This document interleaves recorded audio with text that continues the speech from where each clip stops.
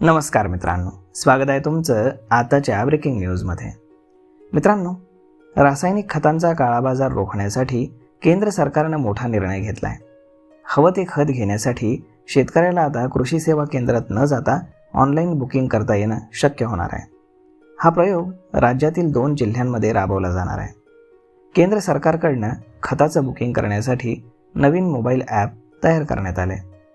केंद्राकडून महाराष्ट्र, बिहार, उत्तर प्रदेश, गुजरात आणि तेलंगणा अशा 5 ठिकाणी ॲपच्या चाचण्या चालू आहेत।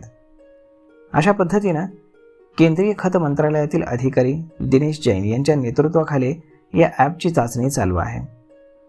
21 मे पासून 2 जिल्ह्यांमध्ये प्रायोगिक तत्वावरती हे राबवलं जाणार आहे। संबंधित जिल्हे आणि त्यातील गावांची व्याप्ती अजून निश्चित झालेली नाही। शेतकऱ्यांना खताची सुरळीतपणे विक्री होण्यासाठी केंद्रानं राष्ट्रीय खत विक्रेती कार्यप्रणाली लागू केली आहे। ही कार्यप्रणाली लागू करण्यासाठी भ्रमणध्वनीच्या आधारे स्वतंत्र ॲप तयार करण्यात आले।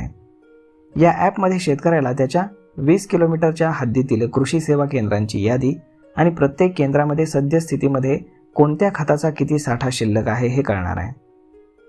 शेतकऱ्याला ॲपच्याच माध्यमातून हव्या त्या दुकानातील हवं ते खत ऑनलाईन बुक करता येणार आहे। बुकिंग करताच संबंधित दुकानदार त्या शेतकऱ्याच्या नावे खत राखीव करेल।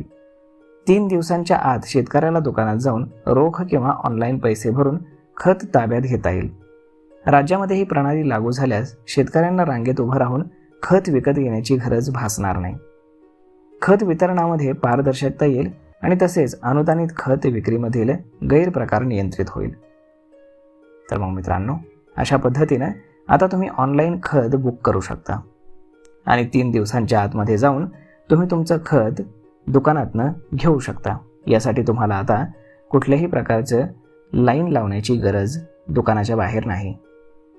तर मग मित्रांनो, हा व्हिडिओ, ही माहिती तुम्हाला कशी वाटली हे तुम्ही आम्हाला कमेंट करून नक्कीच सांगा।